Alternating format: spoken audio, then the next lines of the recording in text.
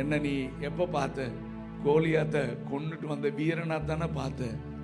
ஆனால் என்னுடைய real status அது இல்லைம்மா. என் தகப்பனால் மறக்கப்பட்டு, தாயினால் மறக்கப்பட்டு, சொந்த சகோதரரால் புறக்கணிக்கப்பட்டு, வனாந்தரத்தில் ஆடு மேய்ச்சிட்டு இருந்த என்ன கர்த்தர் தேடி வந்தார். கர்த்தர் என்னை உயர்த்தினார்.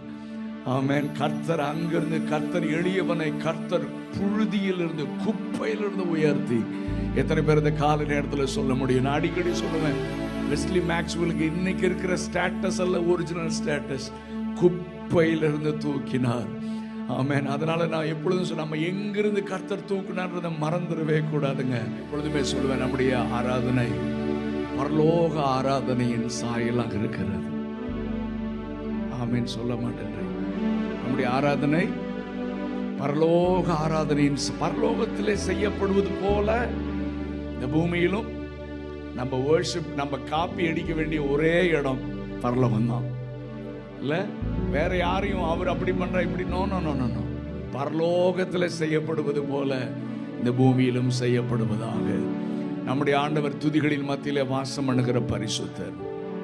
ஹல்லேலூயா. இந்த எனக்கு ஒரு சாங் ஆண்டவர் கொடுக்கறதுக்கு முன்னாலேயே அதனுடைய ஒரு வேர்டை என் மைண்டில் போட்டுருவார். சம்டைம்ஸ்